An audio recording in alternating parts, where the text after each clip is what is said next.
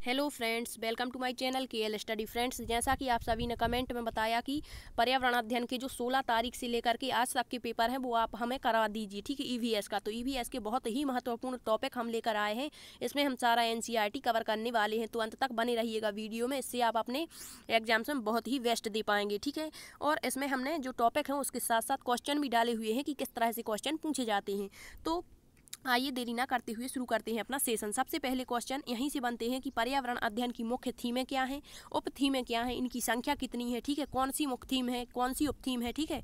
तो सबसे पहले देख लेते हैं पर्यावरण अध्ययन की मुख्य थीमें कितनी है। तो इसकी करेक्ट आंसर पहला क्वेश्चन तो यही हो गया कि पर्यावरण अध्ययन की मुख्य थीमों की संख्या कितनी है। तो मुख्य थीमों की संख्या कितनी, 6 है, ठीक है। अब इसे हम याद भी करते हुए चलेंगे ताकि हमें बाद में दोबारा से पढ़ना ना पड़े, ठीक है। तो सबसे पहले देख लेते हैं पर्यावरण अध्ययन की मुख्य थीमों की संख्या 6 है, वो कौन कौन सी मुख्य थीमें है, ठीक है।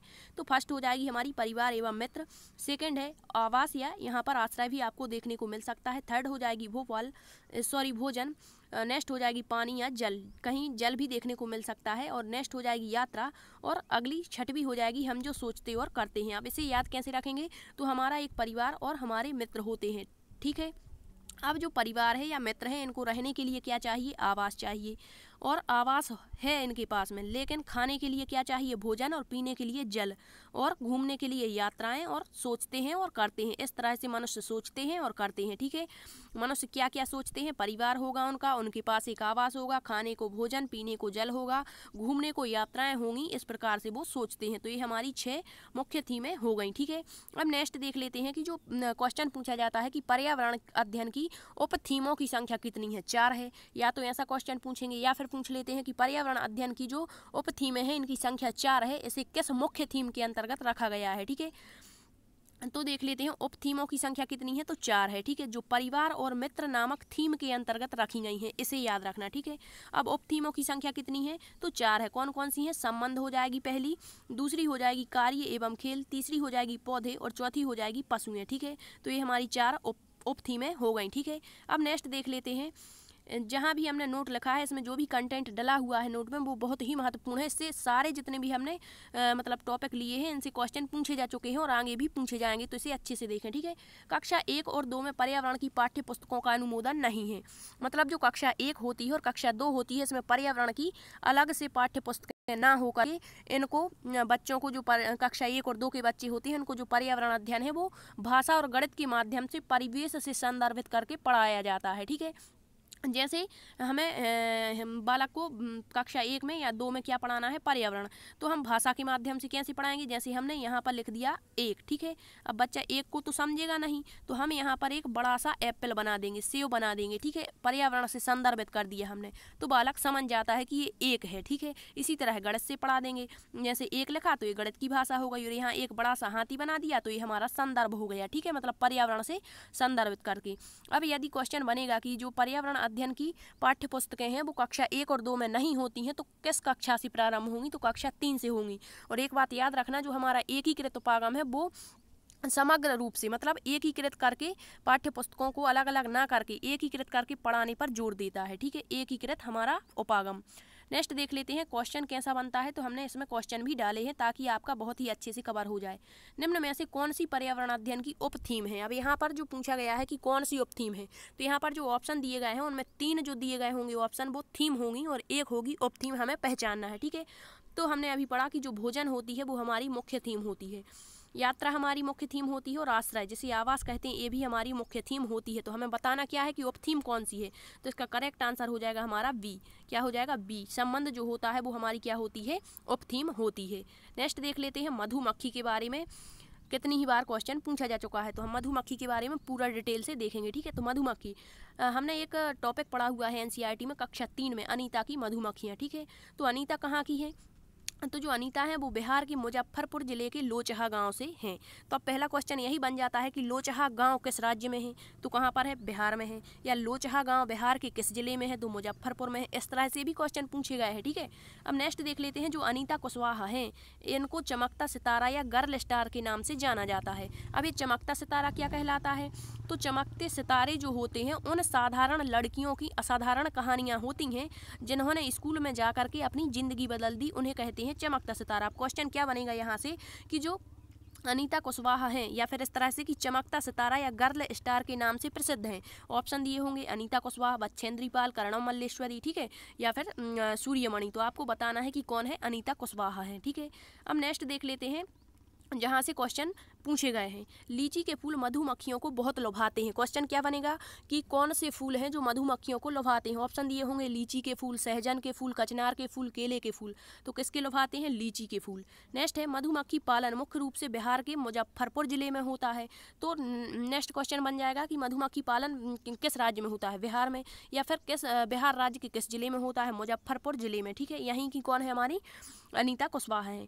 नेक्स्ट दिया है अक्टूबर से दिसंबर, ये याद रखना, ठीक है। अक्टूबर से दिसंबर मधुमक्खी के अंडे देने का समय होता है और यह मधुमक्खी पालन शुरू करने का उपयुक्त समय माना जाता है। तो क्वेश्चन पूछा जा चुका है 2-3 बार, ठीक है।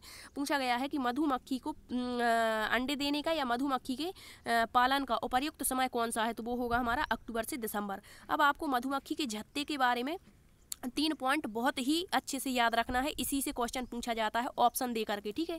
तो दिया है कि मधुमक्खी के छत्ते में एक रानी मधुमक्खी होती है जो अंडे देती है। अब जो रानी मधुमक्खी होती है वो केवल अंडे देती है, बल्कि अपने बच्चों का पालन पोषण भी नहीं करती, ठीक है, केवल अंडे देती है, ठीक।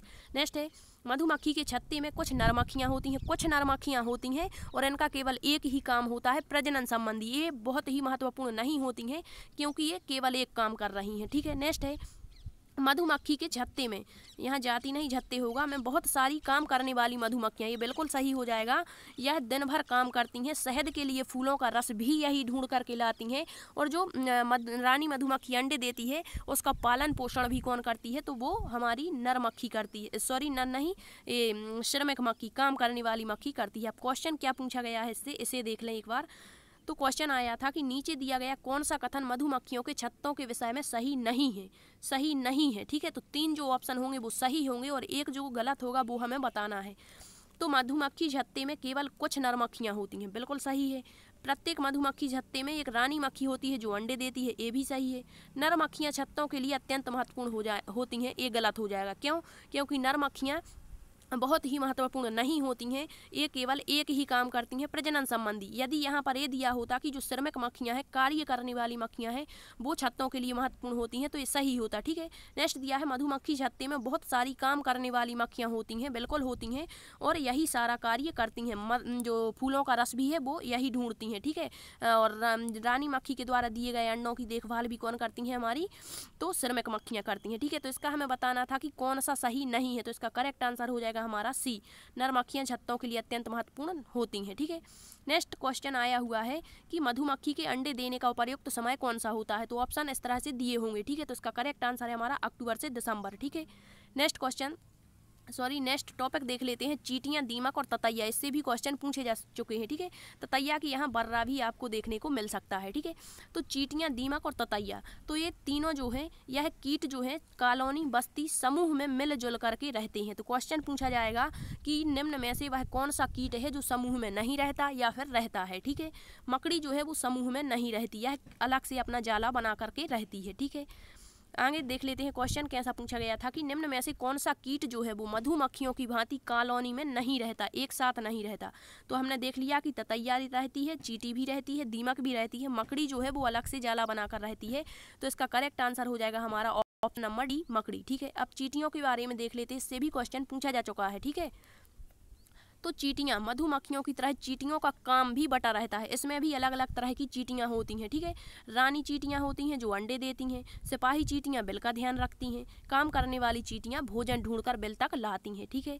अब आगे देखते हैं, जो चींटियां हैं वो चलते समय जमीन पर कुछ ऐसा पदार्थ छोड़ती हैं जिसे सूंघ करके पीछे आने वाली चींटियों को रास्ता मिल जाता है। मतलब कुछ ऐसा पदार्थ छोड़ती हैं जिससे जो चींटियां हैं वो कतार में चलती हैं, ठीक है। तो गंध कह सकते हैं कि गंध के माध्यम से चींटियां एक दूसरे को पहचानती हैं, अपने समूह को पहचानती हैं। नेक्स्ट है मच्छर। मच्छर के बारे में देख लेते हैं। मच्छर हमारे शरीर की गंध, खास करके पैरों के तलवों की गंध और हमारे शरीर की गर्मी की गंध से हमें ढूंढ लेते हैं।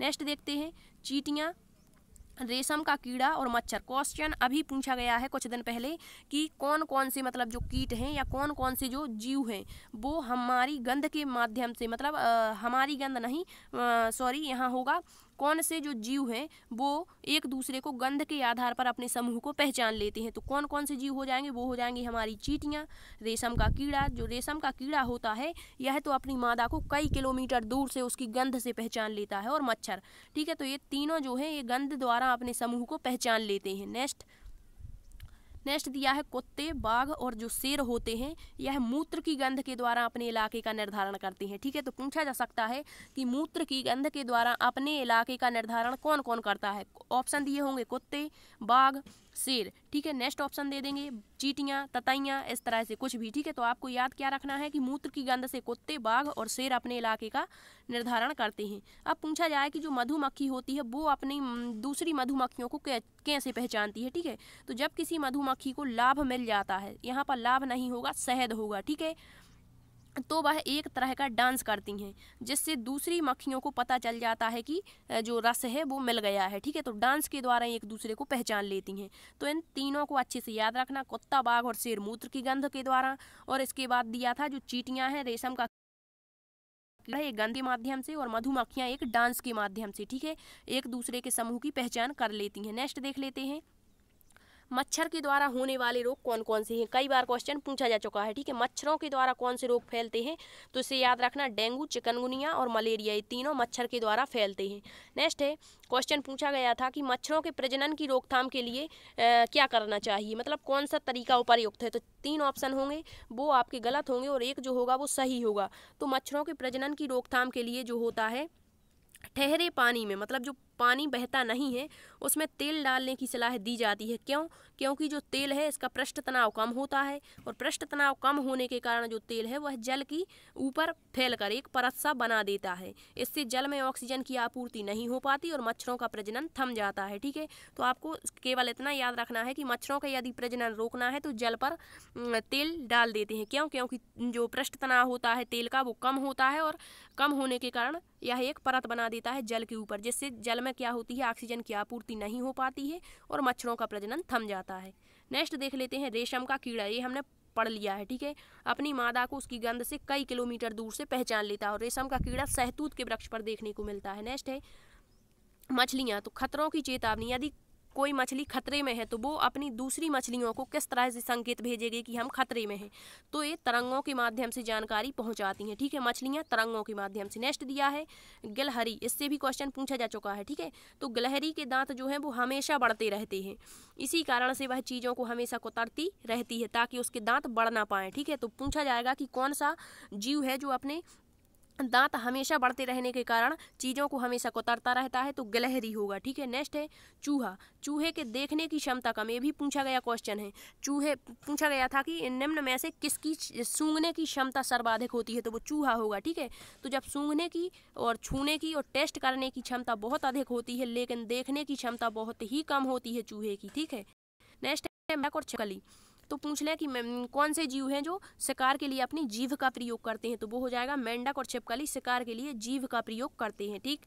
नेक्स्ट देख लेते हैं जानवरों के बारे में जहाँ से क्वेश्चन पूछे गए हैं, ठीक है। तो हाथी के बारे में आपको जितने भी हमने पॉइंट लिए हैं बहुत ही महत्वपूर्ण, अच्छे से कर लें, ठीक है। एक बार हाथी, एक बड़ा हाथी जो होता है एक दिन में 1000 किलोग्राम अर्थात 100 किलोग्राम, कितना 100 किलोग्राम अर्थात 1 क्विंटल पत्तियां खाता है। ध्यान रखना, एक बड़ा हाथी एक दिन में 100 किलोग्राम पत्तियां खाता है, और एक वयस्क यानी 3 महीने के हाथी के बच्चे का वजन कितना होता है, तो 200 किलोग्राम होता है या 2 क्विंटल होता है, ठीक है। तो याद रखना है एक दिन में 100 किलोग्राम, 3 महीने के हाथी का वजन 200 किलोग्राम, ये डाटा याद रखना, ठीक है। ये भी क्वेश्चन पूछा गया था कि जो हाथी होते हैं उनके समूह की नेता कौन होता है, मादा होता है, नर होता है, ठीक है। तो आपको याद रखना है कि हाथियों के समूह की जो नेता होती है वो बुजुर्ग हथनी यानी मादा होती है, ठीक। नेक्स्ट है हाथी जो है वो दिन में 2 से 4 घंटे ही सोता है, सबसे कम सोता है, ठीक है। नेक्स्ट है 10 से 12 हाथी व बच्चे झुंड में रहते हैं, तो ऑप्शन बना के दिया जाएगा आपको कि हाथियों के झुंड में कितने बच्चे रहते हैं, 10 से 12, 15 से 20, ठीक है। तो कितने 10 से 12, और अपने झुंड को छोड़ कब देते हैं, कितनी आयु में, तो 12 से यहाँ 12 से 14 भी आपको देखने को मिल सकता है, या फिर 12 से 15, ये दोनों ही सही होंगे, ठीक है। तो ये हुआ हाथी के बारे में। नेक्स्ट देख लेते हैं स्लॉथ के बारे में, तो स्लॉथ जो है वो भालू जैसा दिखता है लेकिन भालू नहीं है, कितनी बार क्वेश्चन इससे पूछा गया है, ठीक है। भालू जैसा है लेकिन भालू नहीं है। नेक्स्ट है लगभग दिन में कितने घंटे? 17 घंटे। कितने? 17 घंटे वृक्षों की शाखाओं से उल्टे लटक कर सोता है। यह जिस वृक्ष पर रहता है उसी की पत्तियां खाता है। तो क्वेश्चन पूछा गया था कि जो स्लॉथ होता है यह भालू जैसा दिखता है और यह क्या खाता है? पत्तियां खाता है, भोजन करता है, क्या खाता है? ठीक है, तो जिस पेड़ पर रहता है उसी की पत्तियां खाता है। यह बहुत ही आलसी जीव है। ठीक है, आलसी जीव है। यह सप्ताह में एक बार मलमूत्र त्याग के लिए नीचे उतरता है। यह बहुत ही अच्छा तैराक माना जाता है। और पॉइंट नेक्स्ट है, एक पेड़ पर 5 वर्ष रहता है। कितना? एक पेड़ पर 5 वर्ष रहता है और अपने जीवन काल में केवल 8 पेड़ों पर ही रह पाता है। 8 पेड़ों पर रह पाता है। इस तरह से इसकी औसत आयु कितनी होती है? लगभग 40 वर्ष। देखो, 5 वर्ष एक पेड़ पर रहेगा और 8 पेड़ों पर रह पाता है, तो 8 का 5 में यदि हम मल्टीप्लाई करेंगे तो कितना आ जाएगा? 40। लगभग 40 वर्ष इसकी आयु होती है। इसे भी याद रखना। ठीक है, अब नेक्स्ट इससे क्वेश्चन पूछे जा रहे हैं, इसे अच्छे से देख लें। सर्प, सर्प के बारे में देखते हैं। सर्प सरीसृप वर्ग का प्राणी है। एक क्वेश्चन यही बन जाएगा कि कौन कौन से जो जीव हैं वो सरीसृप हैं, कौन कौन से जीव हैं जो उभयचर हैं, कौन कौन से जीव बच्चों को जन्म देते हैं, कौन से जीव अंडों को जन्म देते हैं, या किन जीवों में कौन सी सिमिलरिटी पाई जाती है, ये क्वेश्चन पूछे जा रहे हैं। ठीक है, तो जो सर्प है वो सरीसृप वर्ग का प्राणी है। सरीसृप क्या कहलाते हैं? जमीन पर रेंग करके चलने वाले, जैसे छिपकली हो गया। हम आपको ये भी याद रखना है कि कौन कौन से कीट होते हैं, कौन कौन से जीव जो हैं वो सरीसृप वर्ग में आएंगे, कौन से जीव हमारे उभयचर वर्ग में आएंगे। ठीक है, ये भी याद रखना। हमारे देश में केवल 4 जहरीले सर्प पाए जाते हैं। कितने? 4। कौन कौन से हैं? नांग, करैत, जिसे बंगेरस भी कहते हैं, दवोइया और अफाई। ये 4 हमारे यहाँ जहरीले सर्प पाए जाते हैं। अब क्वेश्चन क्या पूछा गया था कि निम्न में से कौन सा सर्प विषहीन होता है, अर्थात जहरीला नहीं होता है। ठीक है, तो ये भी हमने लिया हुआ है। जो पाइथन, जिसे हम अजगर कहते हैं, यह एक विषहीन, यहाँ क्या होगा? विषहीन। यह एक विषहीन सर्प है, इसके पास जहर नहीं होता है। ठीक है, तो ऑप्शन में दिया था आपके कौन सा विषहीन सर्प है। करैत दिया था, दुबोइया, अफाई दिया था और यही अजगर दिया था। तो कौन सा हो जाएगा? अजगर। नेक्स्ट है, सांप के दांत नुकीले होते हैं। कैसे होते हैं? नुकीले। दांत नुकीले होते हैं, लेकिन यह अपना भोजन दांतों के माध्यम से नहीं करता, बल्कि चबाकर नहीं करता, बल्कि निगल करके करता, पूरा निगल करके अपना शिकार करता है। ठीक है, नेक्स्ट है, सर्प के बाहरी कान नहीं होते। बाहरी कान नहीं होते। अब एक बात आपको पता होगी कि जिसके भी बाहरी कान नहीं होते हैं और जिसके शरीर पर बाल नहीं होते हैं, वे क्या करते हैं? तो अंडों को जन्म देते हैं। ठीक है, तो सर्प के बाहरी कान नहीं होते हैं। जब कान नहीं होते तो वो सुनता कैसे है? कंपन के माध्यम से सुनता है। किसके? कंपन के। अब जैसे कहते हैं कि बीन बजा रहे हैं तो सांप नाचेगा। ठीक है, ये सब ढकोसले होते हैं, ऐसा कुछ नहीं होता। जब कान ही नहीं है वो तो सिर्फ कंपन के माध्यम से सुनता है। ठीक है, सांप के काटने की दवाई सीरम कहलाती है। अब पूछा जाएगा कि सर्प के काटने की दवाई सीरम कहलाती है, यह किससे बनाई जाती है? तो यह सर्प के जहर से ही बनाई जाती है। ठीक है, नेक्स्ट देख लेते हैं। सांप के 2 खोखले जहर वाले दांत होते हैं। ठीक है, जिनके माध्यम से जहर जो है वो व्यक्ति के शरीर में प्रवेश कर जाता है, इन 2 खोखले जहर वाले दांतों से। अब क्वेश्चन पूछा गया था कि जो सर्प होता है उसके विषहीन दांतों को क्या कहते हैं। ठीक है, तो दांतों से भी क्वेश्चन पूछे जा रहा है। जैसे गिलहरी का पूछ लिया कि दांत हमेशा बढ़ते रहते हैं। एक पूछा गया था कि जो धारदार नुकीले चपटे दांत होते हैं, यह किसके होते हैं? मांसाहारी के होते हैं, शाकाहारी के या सर्वाहारी के। ठीक है, तो ये होते हैं मांसाहारी के और मांस फाड़ने के काम आते हैं। नेक्स्ट क्वेश्चन, इससे मतलब क्वेश्चन क्या बनेगा सांप वाले से? तो यहाँ पर जब कोई सपेरा अपने वाद्य यंत्र बीन को बजाता है तो सर्प उसकी ध्वनि पर अपने सिर को इधर उधर घुमाता है। आपके विचार में सर्प वाद्य यंत्र के प्रति अनुक्रिया कैसे कर रहा है? जब वह केवल कंपन ही सुन पाता है तो फिर बीन को कैसे सुन रहा है? ठीक है, तो इसे हम देखेंगे। ऑप्शन दिया है उस वाद्य यंत्र द्वारा हुए कंपन। जहां कंपन आ गया वही हमारा करेक्ट आंसर हो जाएगा। यहाँ दिया है वाद्य यंत्र को सूंघकर, बिल्कुल गलत। वाद्य यंत्र की ध्वनि सुनकर, गलत। यह वाद्य यंत्र की गति को देखकर, ये भी गलत हो जाएगा। तो कंपन के माध्यम से। ठीक है, नेक्स्ट क्वेश्चन, ये देख लेते हैं कि अंडयोज क्या कहलाते हैं और जरायुज क्या कहलाते हैं। ठीक है, इससे भी क्वेश्चन पूछा जाता है। तो इस समूह के अंतर्गत अंडे देने वाले जंतु, अंडयोज मानिए अंडे देने वाले जंतुओं को रखा गया है। अब अंडे देने वाले जंतु कौन कौन से हो जाएंगे? मत्स्य, उभयचर, पक्षी और सरीसृप। अब क्वेश्चन पूछा जाएगा कि निम्न में से अंडयोज वर्ग के प्राणी नहीं हैं। ऑप्शन दिया होगा मत्स्य, उभयचर, पक्षी, सरीसृप, एनीलिडा। ठीक है, तो आपको पता होना चाहिए कि कौन कौन से जीव हैं जो अंडों को जन्म देते हैं और इसके अंतर्गत कौन कौन से जीव आते हैं। तो मत्स्य वर्ग यानी मछलियाँ, उभयचर यानी मेंढक, पक्षी और सरीसृप। ठीक है, अब हम देख लेते हैं जिन जानवरों के शरीर पर बाहरी कान नहीं होते हैं। जैसे सर्प ही हम ले लें, इसके बाहरी कान नहीं होते और ना ही इसके शरीर पर बाल होते हैं, तो इस तरह के जो जीव होंगे वो अंडों को जन्म देते हैं। जैसे हमने कहा छिपकली, तो छिपकली के शरीर पर बाल भी नहीं है और बाहरी कान भी नहीं है, इस कारण से यह किसे जन्म देगी, अंडों को, सर्प हो गया। ठीक है, इसी तरह से कछुआ हो जाएगा। ये सब क्या होते हैं, मतलब सरीसृप होते हैं। नेक्स्ट है मत्स्य। अब आपसे पूछा जाएगा कि निम्न में से अंडों को जन्म देते हैं शार्क, कतला, मेंढक, कबूतर, कौन सा। तो आपको इसे अच्छे से याद रखना है कि मत्स्य वर्ग जो है पूरा का पूरा अंडयोज है, उभयचर वर्ग पूरा का पूरा अंडयोज है, पक्षी वर्ग अंडयोज है, सरीसृप वर्ग अंडयोज है। ठीक है, तो अब आपको याद रखना है कि मत्स्य वर्ग में कौन कौन से जीव आएंगे। मत्स्य वर्ग में मछलियां जैसे शार्क, कतला, रोहू, हिप्पोकैम्पस, गंबूसिया, टारपीडो, ये सभी मछलियां हैं जो अंडों को जन्म देंगी और ये मत्स्य वर्ग में आएंगी, अंडयोज हैं। नेक्स्ट है उभयचर। उभयचर में मेंढक, टोड और हाइला, ये भी क्या है, हमारे अंडयोज हैं। नेक्स्ट पक्षी। पक्षी में कबूतर, तोता, मैना, गौरैया, मोर, ऑस्ट्रिच, चेमू, कीवी, ये सभी क्या हैं, अंडयोज हैं। नेक्स्ट है सरीसृप। सरीसृप में कच्छप, कछुआ, छिपकली, सर्प, घड़ियाल, मगरमच्छ और गोह। ठीक है, तो ये सब भी क्या है, अंडयोज हैं। तो आप पूछा जाएगा क्वेश्चन कि निम्न में से कौन से जीवों में सिमिलरिटी पाई जाती है, एक सा क्या है। जैसे कह दिया सरीसृप वर्ग, पक्षी वर्ग, उभयचर वर्ग, तो क्या कहेंगे इसमें सिमिलरिटी क्या होगी, एक तो यही हो जाएगी कि ये सभी क्या है, अंडयोज हैं, मतलब अंडों को जन्म देते हैं। नेक्स्ट देख लेते हैं जरायुज। जरायुज क्या कहलाते हैं, जरायुज यानी बच्चों को जन्म देने वाले। इस समूह के अंतर्गत बच्चों को जन्म देने वाले जंतुओं को सम्मिलित किया गया है। अब बच्चों को जन्म कौन देंगे, जिनके बाहर कान दिखाई देंगे और जिनके शरीर पर बाल होंगे। जैसे हम मानव को ही ले लें, मानव के शरीर पर बाल भी होते हैं और बाहरी कान भी होते हैं, इस कारण से बच्चों को जन्म देते हैं। जैसे हम गाय ले लें, भैंस ले लें, तो इनके शरीर पर बाल भी होते हैं और कान भी दिखाई देते हैं, इस कारण से बच्चों को जन्म देते हैं। तो देख लेते हैं कि बच्चों को जन्म देने वाले कौन कौन से वर्ग इसमें जरायुज में आएंगे। तो स्तनधारी वर्ग आ जाएगा और पशु, मनुष्य आ जाएगा। अब स्तनधारी आपको पता होना चाहिए कि स्तनधारी वर्ग में कौन कौन से जीव जंतु आते हैं। ठीक है, तो एक बार देख लेते हैं। स्तनधारी में चमगादड़, और पूछा गया था क्वेश्चन, इसे हम क्वेश्चन भी देख लेंगे अभी। ठीक है, छछूंदर, खरगोश, चूहा, लोमड़ी, डॉल्फिन, गाय, सह, गधा, ब्लू व्हेल, पेंगुलिन और कई अन्य जंतु भी हो जाएंगे, जैसे बकरी हो जाएगा। ठीक है, तो ये सब क्या होते हैं, स्तनधारी होते हैं और ये बच्चों को जन्म देते हैं, इस कारण से जरायुज हैं। ठीक है, अब क्वेश्चन पूछा गया था मगरमच्छ, कछुआ, सर्प में एक जैसी विशेषता कौन सी है। ठीक है, अब यहाँ पर हमें इस तरह से ऑप्शन दिए हैं और यहाँ पर हमें चूज करना है कि कौन कौन सी विशेषताएं हैं जो इन तीनों में पाई जाती हैं। तो बच्चों को जन्म देते हैं। अब हमने देख लिया कि बच्चों को जन्म कौन देते हैं, जिनके शरीर पर क्या होता है, बाल होते हैं और बाहरी कान दिखाई देते हैं। लेकिन यहाँ पर ऐसा तो नहीं होता। मगरमच्छ, कछुआ और सर्प के ना तो बाहरी कान होते हैं, ना ही शरीर पर बाल होते हैं, इस कारण से अंडों को जन्म देते हैं। ये तो गलत हो गया। नेक्स्ट दिया है अंडों को जन्म, ये सही हो जाएगा बी। उभयचर वर्ग के प्राणी बिल्कुल गलत है, उभयचर का नहीं। उभयचर का तो हाइला होता है, टोड होता है और मेंढक होता है।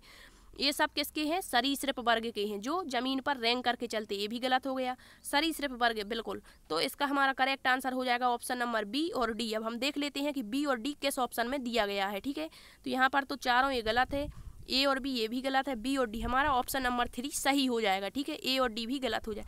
तो इस तरह से क्वेश्चन पूछे जाते हैं, इसलिए आप इन सारी विशेषताओं को अच्छे से याद रखें। ठीक, अब देख लेते हैं बाघ। ये भी क्वेश्चन पूछा जा चुका है, क्वेश्चन क्या आया था वो भी हम देखेंगे। ठीक है, तो बाघ के सुनने की शक्ति इतनी तीक्ष्ण होती है कि वह वायु से पत्तों के हिलने की ध्वनि और घास पर किसी जानवर के चलने की ध्वनि, जैसे बाघ इतनी तीक्ष्ण इसकी शक्ति होती है सुनने की कि यदि वायु से पत्ते हिले हैं और यदि कोई जानवर जमीन पर चला है तो वो समझ लेता है कि ये पत्ते किस कारण से हिले हैं और जानवर के चलने की आवाज़ में अंतर क्या है। ठीक है, इस तरह से तो ये क्वेश्चन भी बना था कि किसके सुनने की शक्ति इतनी तीक्ष्ण होती है कि वह वायु से पत्तों के हिलने की ध्वनि और घास पर जानवर के चलने की ध्वनि में अंतर कर सकता है। ऑप्शन दिए गए थे, बाघ था, स्लॉथ था, हाथी था। ठीक है, तो क्या हो जाएगा करेक्ट आंसर हमारा बाघ।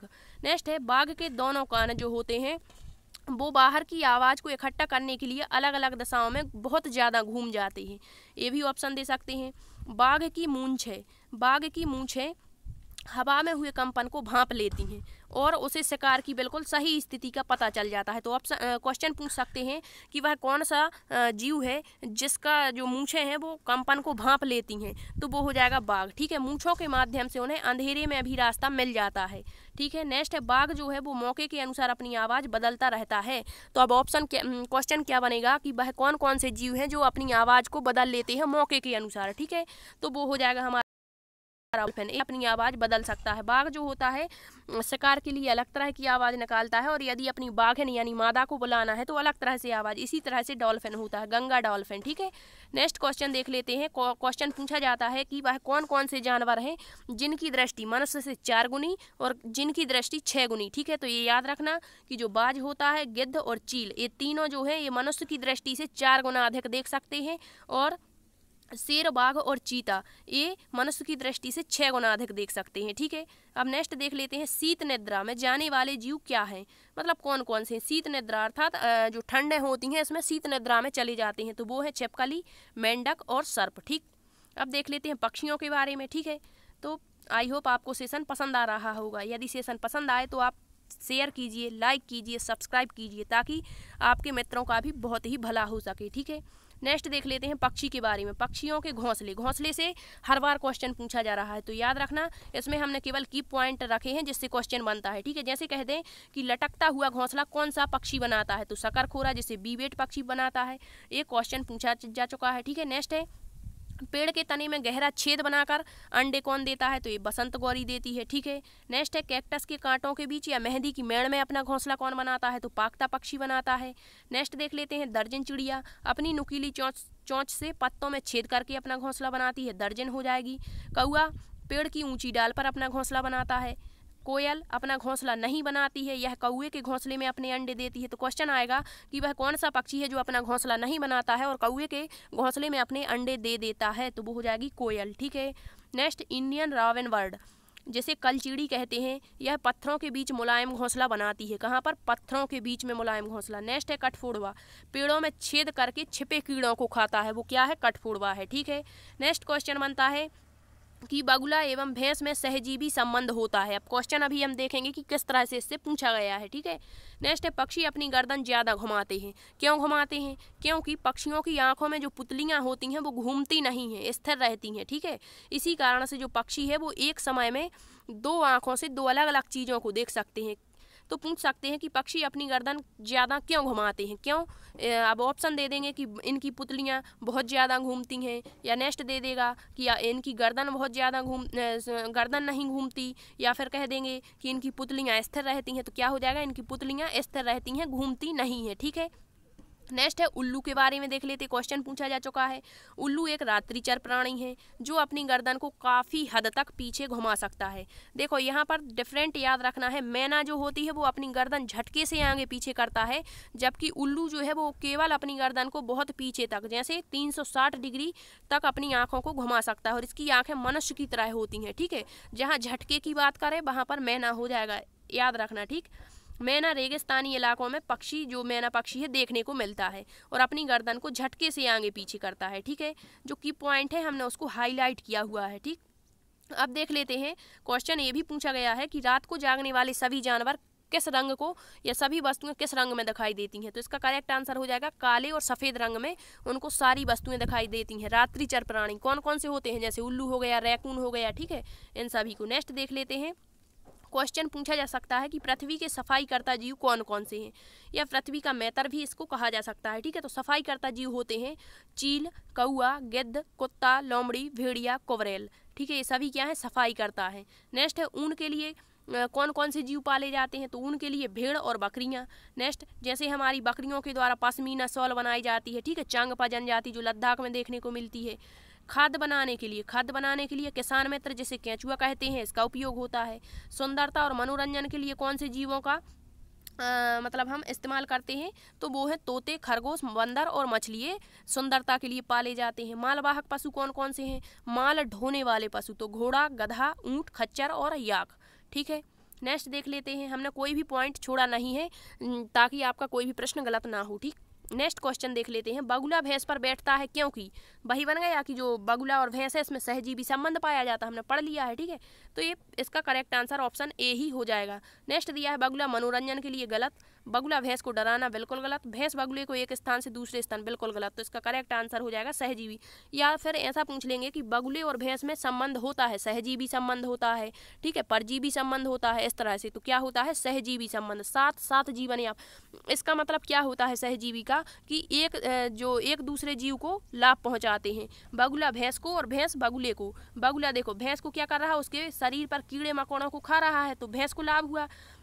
और भैंस क्या करती है बगुले को, तो भैंस से भी लाभ होता है, ये इसको भोजन दे रही है, ठीक है। तो दोनों को लाभ हुआ कि नहीं हुआ। इस तरह से जब दोनों को लाभ होता है तो वो सहजीवी संबंध होता है। इसी प्रकार से कवक और शैवाल में भी सहजीवी संबंध पाया जाता है। किसमें, कवक में और शैवाल में। कवक शैवाल को आश्रय प्रदान करता है और जो शैवाल होता है वो कवक को भोजन देता है, ठीक है। इस तरह से एक दूसरे को लाभ होना। नेक्स्ट क्वेश्चन दिया है, निम्न पक्षियों में से कौन सा पक्षी काफ़ी हद तक गर्दन को पीछे तक घुमा सकता है, काफ़ी हद तक। तो इसका करेक्ट आंसर होगा उल्लू। यदि दिया होता कि निम्न पक्षियों में से कौन सा पक्षी झटके से अपनी गर्दन आगे पीछे करता है, तो करेक्ट आंसर हो जाता हमारा मैना, ठीक है। कोयल अपना घोंसला नहीं बनाती, कौए के घोंसले में अंडे देती। कलचीड़ी पत्थरों के बीच में अपना मुलायम घोंसला बनाती है, ठीक है। नेक्स्ट दिया है पौधों के बारे में, इससे भी क्वेश्चन पूछे जा चुके हैं, ठीक है। पौधों में दो प्रकार का पोषण यानी दो प्रकार का न्यूट्रिशन होता है प्लांट में। कौन कौन सा होता है, तो स्वपोषी पोषण, अर्थात ये यदि पूछ लें कि स्वपोषी पोषण मतलब अपना भोजन स्वयं बनाते हैं, तो वो क्या है, हमारे हरे पेड़ पौधे, ठीक है। और परपोषी पोषण जो होता है दो प्रकार का होता है, मृतजीवी और परजीवी। मतलब मृत जीवों से अपना भोजन प्राप्त करते हैं और परजीवी यानी दूसरे जीवों से। तो मृतजीवी जैसे मशरूम, कवक और फफूंदे मृतजीवी होते हैं, जबकि परजीवी होते हैं अमरबेल और बांदा, ठीक है, बांदा करके होता है। तो पूछा गया था क्वेश्चन कि निम्न में से किसमें परजीवी संबंध या कौन सा जो पौधा है वो परजीवी है, तो वो है अमरबेल। दूसरे पेड़ों पर छाई हुई रहती है, ठीक है, अमरबेल, और भोजन प्राप्त करती है। नेक्स्ट रेगिस्तानी ओक, पौधे हैं जो हमारे जैसे रेगिस्तानी ओक हो गया, हमारा बरगद हो गया, ठीक है, खेजड़ी वृक्ष हो गया, इसके बारे में अभी क्वेश्चन पूछे जा चुके हैं, ठीक है। तो रेगिस्तानी ओक जो जिसे डेजर्ट ओक कहते हैं, इसके बारे में देखते हैं। रेगिस्तानी ओक एक पौधा है जो ऑस्ट्रेलिया में पाया जाता है। फर्स्ट क्वेश्चन, रेगिस्तानी ओक कहाँ पर पाया जाता है, ऑस्ट्रेलिया, ठीक है। ओक वृक्ष जितना ऊंचा होता है उसे 30 गुना गहराई तक नीचे जाता है। जैसे ये वृक्ष है, ये 5 फुट का है, ठीक है, तो 5 फुट का है तो 5 फुट तो ऊपर गया ये, अब 5 फुट जो है इससे 30 गुना, ठीक है, नीचे तक जाएगा, नीचे तक, ठीक है, जब तक कि यह पानी तक ना पहुँच जाए, ठीक। नेक्स्ट दिया है रेगिस्तानी ओक वृक्ष की ऊंचाई हमारी कक्षा के कमरे, मतलब जैसे हमारी कक्षा है या जो हमारी क्लास है वो 4 मीटर की है, तो जो रेगिस्तानी ओक है वह हमारी कक्षा की कमरे के बराबर होता है, या फिर लगभग 4 मीटर या 10 से 12 फीट, 4 मीटर में ले या फिर 10 से 12 फीट होता है, ठीक, ये भी करेक्ट हो जाएगा। नेक्स्ट है इस वृक्ष के तने में पानी एकत्रित होता है। अब आपको क्वेश्चन जैसे खेजड़ी पूछ लिया, खेजड़ी, ठीक है, उसको कम पानी की जरूरत होती है, तो पूछ लेगा खेजड़ी के बारे में सही नहीं है, कह दिया खेजड़ी राजस्थान में पाया जाता है, खेजड़ी की पत्तियों से सब्जियां या फलियों से सब्जियां बनाई जाती हैं, वृक्ष में कीड़े नहीं लगते, पानी एकत्रित करता है। तो क्या हो जाएगा, पानी एकत्रित वो नहीं, रेगिस्तानी ओक करता है, ठीक है। इसका उपयोग वहाँ के स्थानीय लोग करते हैं, तो याद रखना इसके बारे में। खेजड़ी वृक्ष देख लेते हैं। खेजड़ी वृक्ष मुख्यतः रेगिस्तानी क्षेत्रों में जहाँ पर पानी की कमी होती है, ठीक है। इस वृक्ष को अधिक जल की आवश्यकता नहीं होती है। यह छायादार वृक्ष है जिसकी छाया में बच्चे खेलना पसंद करते हैं। इस वृक्ष की छाल से दवा और फलियों से सब्जी बनाई जाती है। की पॉइंट लिए हैं केवल जो महत्वपूर्ण है जो पूछे जाते हैं, ठीक है। यह वृक्ष राजस्थान के जोधपुर में खेजडली गांव में देखने को मिलता है।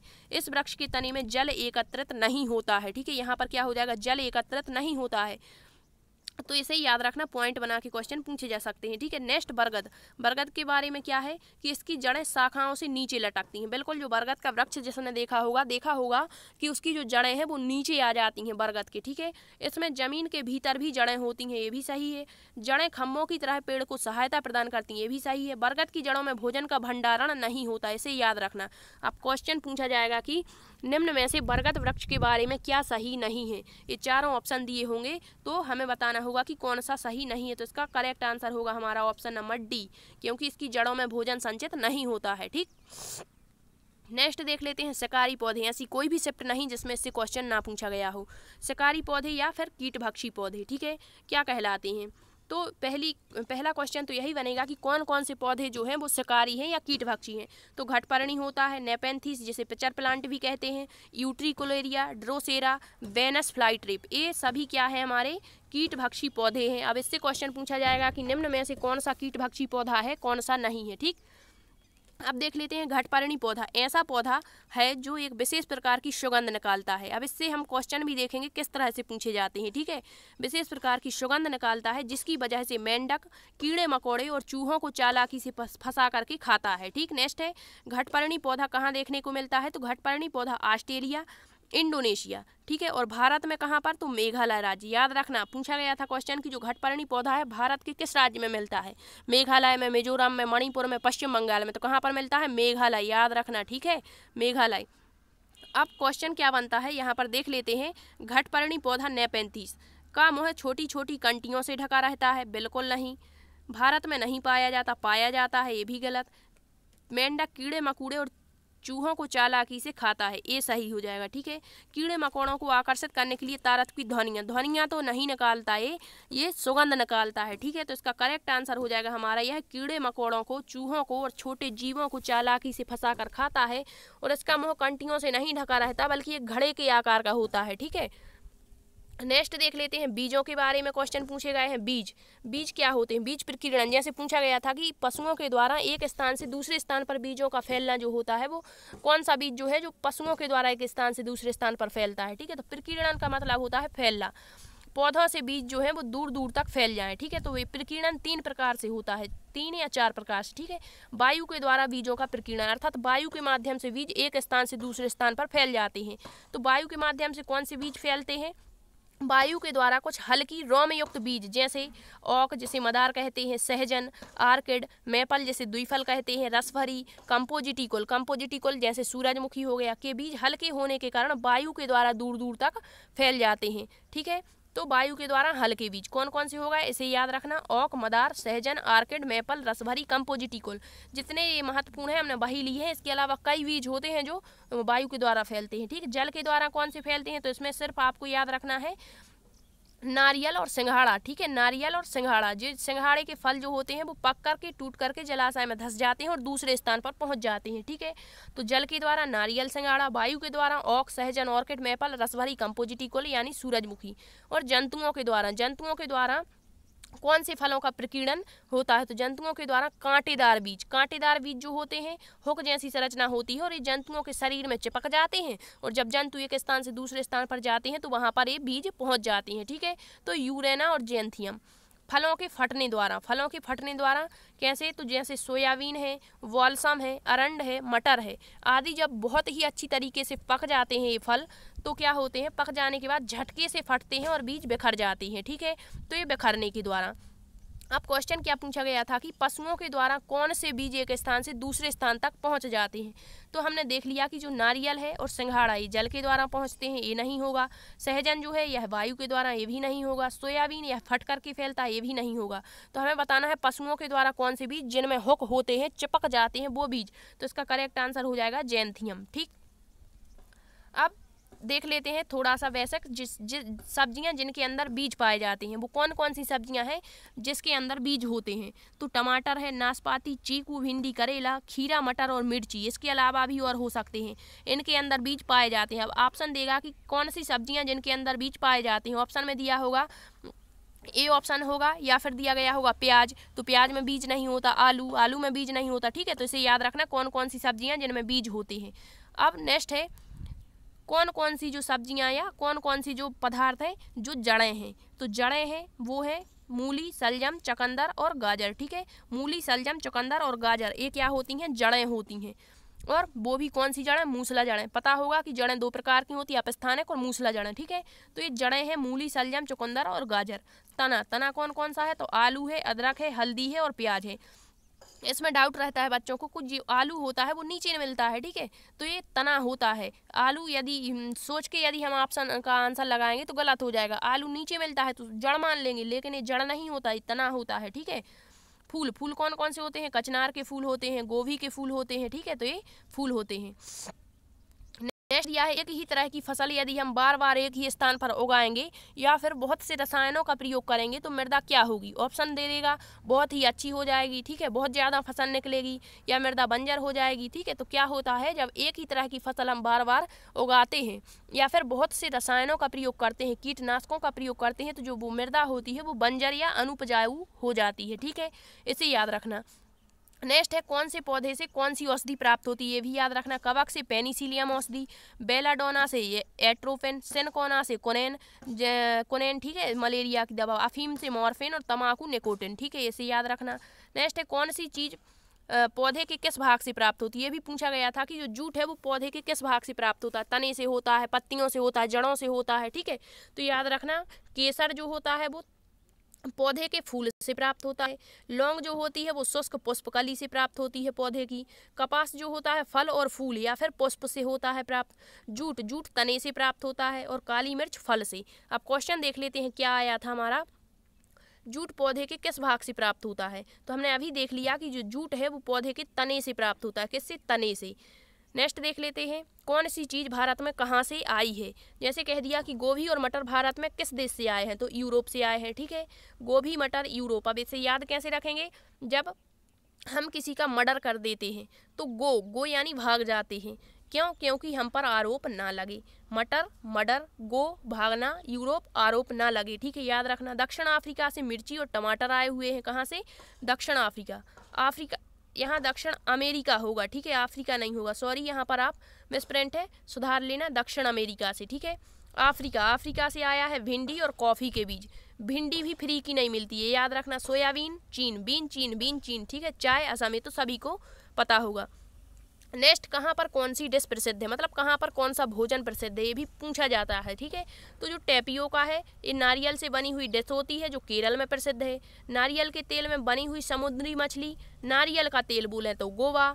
सरसों के तेल में बनी मछली तो जम्मू कश्मीर। झींगा मछली और मछली चावल कहाँ प्रसिद्ध है, तो पश्चिम बंगाल में। छोले भटूरे, सरसों की साग, मक्के की रोटी और पूड़ी कहाँ पर प्रसिद्ध है, पंजाब में है। बांस के कोपल नागालैंड में। लाल चींटी की चटनी छत्तीसगढ़ में। सांप से बनी डिश लिंगहू फैन कहाँ प्रसिद्ध है, हांगकांग में, ठीक है। बोरा और चेवा, ये पूछा गया था कि जो बोरा चावल है वो कहाँ पर खाया जाता है। तो बोरा और चेवा जो है वो चावल की दो किस्में होती हैं, जिसे असम राज्य में खाया जाता है और यह जब बनाते हैं तो चिपचिपे हो जाते हैं, ठीक है। और कहाँ खाया जाता है, असम राज्य में, बिहू उत्सव के समय। बिहू कहाँ का उत्सव है, तो असम का है, ठीक है। फसल त्योहार भी माना जाता है। तो याद रखना बोरा और चेवा चावल की किस्में जो असम राज्य में प्रसिद्ध है, ठीक। आवास देख लेते हैं कहाँ पर कौन से आवास बने होते हैं, तो असम, बिल्कुल की पॉइंट लिए है, ठीक है, पेपर की दृष्टि से। तो असम में बारिश बहुत अधिक होती है, इससे जो घर हैं वो ज़मीन से 10 से 12 फीट ऊंचाई पर बनाए जाते हैं और बांस के बने होते हैं, ठीक है। नेक्स्ट लद्दाख में बर्फ़ जमा होने के कारण यहाँ पर जो घर हैं वो पत्थर और लकड़ी से ढालू छतें होती हैं, ये लद्दाख हो गया, ठीक है। लेह लद्दाख के जो घर होते हैं वो 2 मंजिलें होती हैं, नीचे की मंजिल में जानवर और ऊपर की मंजिल में मानव निवास करते हैं। और जब अधिक ठंड पड़ती है तो मनुष्य भी नीचे रहने के लिए आ जाते हैं, लद्दाख में होगा, ठीक है। मनाली दे दें या शिमला, यहाँ पर पत्थर और लकड़ी के बने घर होते हैं।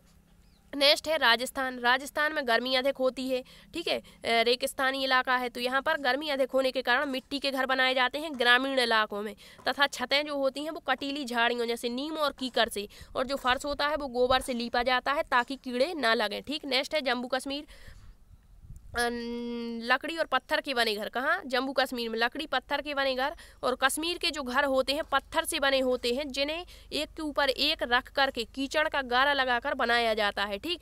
नेक्स्ट है हाउस बोट क्या कहलाते हैं, लकड़ी का घर होता है जो पानी पर तैरता रहता है तथा इस पर लकड़ी की खूबसूरत नक्काशी होती है जिसे खत्म बंद कहते हैं। यह घर जम्मू कश्मीर और केरल में देखने को मिलते हैं और इनका उपयोग पर्यटन के लिए, मतलब पर्यटन के लिए किया जाता है, ठीक। डोंगे क्या होते हैं, जम्मू कश्मीर में नक्काशी रहित घर क्या कहलाते हैं, हाउस बोट डोंगे कहलाते, मतलब नक्काशी रहित हाउस बोट डोंगे, ठीक है। इसमें अलग अलग कमरे होते हैं जिन्हें स्थानीय लोग निवास करते हैं इन डोंगों में, ठीक है। टेंट क्या होते हैं, तो टेंट एक अस्थायी प्रकार का निवास होता है जिसे अलग अलग प्रकार की जो जनजाति है कुछ समय के लिए बना लेती है और फिर अलग स्थान पर चली जाती है। टेंट अस्थायी निवास अलग अलग शहरों में अलग अलग चीज़ों से बनता है, जैसे हमारी लद्दाख की चांगपा जनजाति है वो जो टेंट बनाती है वो क्या कहलाते हैं, रेबो कहलाते हैं, ठीक है। नेक्स्ट है स्कूल जाने के रास्ते, कहाँ पर कौन से रास्ते से स्कूल जाते हैं बच्चे, ठीक है। तो बांस और रस्सी के पुल से कहाँ पर जाते हैं, असम में। लकड़ी से बना झूला या ट्रॉली से कहाँ पर जाते हैं, लद्दाख में। जुगाड़ गाड़ी का प्रयोग कहाँ होता है स्कूल जाने के लिए, गुजरात में। बैलगाड़ी का प्रयोग कहाँ होता है, समतल या मैदानी भागों में। ऊंट गाड़ी का राजस्थान में। ऊबड़ खाबड़ रास्ते या फिर बर्फ पर चलते हुए बच्चे, अधिक बारिश बर्फ जमा रहती है तो उत्तराखंड हो जाएगा, ठीक है। ये उत्तराखंड नहीं होगा ऑप्शन में, तो मनाली या शिमला या लद्दाख दिया होगा, ठीक। जंगल से जाते बच्चे पूर्वोत्तर भाग में इस तरफ, ठीक है। बल्लम का प्रयोग कहाँ होता है, तो एक प्रकार की छोटी लकड़ी की बनी नाव होती है जिसका प्रयोग केरल में पानी पार करने के लिए किया जाता, पूछा जा चुका है, ठीक। फेरी नाव का प्रयोग केरल में होता है। नेक्स्ट देख लेते हैं कौन सा स्थान कहाँ पर है, जैसे पूछा गया था कि कोझिकोड कहाँ पर है, केरल में है, कर्नाटक में, तमिलनाडु में। तो जो एनसीईआरटी में वर्णित है हमने वो सारे गांव ले लिए हैं कि कौन सा गांव कहाँ पर पड़ता है, ठीक है। जैसे कोझिकोड कहाँ पड़ता है, केरल में, वो भी पश्चिमी घाट की तरफ, ठीक। गांधीधाम, अहमदाबाद और बलसाड़ स्टेशन जो है ये कहाँ पर पड़ता है, गुजरात में। और जो बलसाड़ स्टेशन है यहाँ का बटाटा बड़ा बहुत ही प्रसिद्ध है, ठीक। मडगांव कहाँ पड़ता है, गोवा। अब इससे क्वेश्चन बनता है कि गोवा से केरल तक की रेल के रास्ते में कितनी सुरंगें पड़ती हैं या कितने पुल पड़ते हैं, तो 92 सुरंगें और 2000 पुल पड़ती हैं, ठीक है। सोहना गांव कहाँ पर है, तो हरियाणा में है, ये एनसीईआरटी में दिए गए हैं, ठीक है, इसे याद रखना। नेक्स्ट है बेलबनी का गांव, होलगुंडी गांव कहाँ पर पड़ता है, कर्नाटक में। अब कर्नाटक के कुछ शब्द याद रखना जो एनसीईआरटी में दिए गए हैं। कर्नाटक में जो हल होता है उसको कूरेंगे कहते हैं तथा हंसिया को इलगे कहते हैं। कर्नाटक में खूंटी की मदद से मिट्टी को नरम बनाया जाता है। क्वेश्चन आया था कि कर्नाटक राज्य में किस औजार की सहायता से मिट्टी को नरम बनाया जाता, ऑप्शन दिया था खुरपी था, खूंटी था, ठीक है, इस तरह से, तो क्या हो जाएगा, खूंटी। नेक्स्ट दिया है नलमदा और आंत्रेयपुरम गांव कहाँ पर पड़ता है, तो आंध्र प्रदेश में। बाजार गांव सोलापुर कहाँ पड़ता है, महाराष्ट्र में। बज्जू गांव और खेजडली गांव कहाँ पड़ता है, राजस्थान में। नेक्स्ट देख लेते हैं फूलों की घाटी कहाँ पड़ता है, उत्तराखंड। फूलों की घाटी राष्ट्रीय उद्यान भी है, ठीक है, जो उत्तराखंड में है। नेक्स्ट देख लेते हैं कौन सा स्थान किस लिए प्रसिद्ध है, जैसे कह दिया कि उत्तर प्रदेश का कन्नौज जिला जो किसके लिए प्रसिद्ध है, इत्र के लिए प्रसिद्ध है, ठीक है। याद रखना ये क्वेश्चन आया था कि इत्र के लिए कौन सा राज्य प्रसिद्ध है, उत्तर प्रदेश। यदि पूछ लो उत्तर प्रदेश में कौन सा स्थान, तो कन्नौज, ठीक है। असम है सिल्क के लिए प्रसिद्ध। मनाली सालों के लिए प्रसिद्ध है और कश्मीर कड़ाही के लिए प्रसिद्ध है, ठीक है, ये भी याद रखना। अब देख लेते हैं लद्दाख। पूछा गया था कि जो मलयालम भाषा होती है केरल में बोली जाती है, इसमें मलयालम भाषा में माँ की बड़ी बहन को क्या कहते हैं, ठीक है। तो आगे भी पूछा जा सकता है कि लद्दाख में तेप्तन भाषा बोली जाती है या फिर तेप्तन भाषा को ही लद्दाख में भोती भाषा भी कहते हैं। अब यहाँ पर देख लेते हैं कि तेप्तन भाषा में माँ को क्या कहा जाता है, तो माँ को आमाले कहा जाता है, पिता को आवाले कहा जाता है और बाबा यानी बुजुर्ग दादाजी जो होते हैं उनको मेमेले कहा जाता है, ठीक है, ये याद रखना। नेक्स्ट दिया है केरल मलयालम। केरल में कौन सी भाषा है, मलयालम। मलयालम भाषा में माँ की बड़ी बहन अर्थात हमारी कौन हुई, मौसी हुई, इनको बलियम्मा या फिर अम्माई कहा जाता है। माँ की माँ अर्थात हमारी नानी को क्या कहेंगे, अम्मू माँ कहेंगे मलयालम भाषा में। पिता के छोटे भाई अर्थात हमारे कौन हुए, चाचा, इनको चिट्टियप्पन कहते हैं। और पिता के छोटे भाई की पत्नी ये हमारी कौन हुई, चाची, इनको कुंजम्मा कहते हैं, ठीक है, ये याद रखना। नेक्स्ट दिया है अबू धाबी के बारे में पूछा जाता है। Abu Dhabi UAE United Arab अमीरात, ठीक है, तो इसकी मुद्रा पूछी गई थी कौन सी है, तो दिरहम है। खजूर के लिए प्रसिद्ध है अबू धाबी और यहाँ पर जो पानी होता है, जो पेट्रोल होता है वो पानी से भी सस्ता मिलता है, ठीक है। अब देख लेते हैं झारखंड। झारखंड के बारे में क्वेश्चन पूछा जा चुका है। झारखंड में कौन सी भाषा बोली जाती है, कोडक। सूर्यमणि आपने पढ़ा ही होगा सूर्यमणि के बारे में, ठीक है। सूर्यमणि जंगल की एक साहसी बेटी है। यह झारखंड की आदिवासी महिला है। इस गांव के लोग कोडक भाषा बोलते हैं। कौन सी कोडक, पूछा गया था कोडक भाषा किस राज्य की है, झारखंड की, मिजोरम की, कहाँ की है, तो झारखंड की, ठीक है। इनके पास एक साझा बैंक है, मतलब जो झारखंड के आदिवासी लोग हैं इनके पास एक साझा बैंक है, ठीक है। सूर्यमणि पहली लड़की थी जिसने झारखंड में BA किया था, ठीक। नेक्स्ट है कोडक भाषा में जंगल को क्या कहते हैं, तो तोरांग कहते हैं। कोडक एक समुदाय है जो आदिवासियों का है और जो कहाँ मिलता है, झारखंड में मिलता है, ठीक है।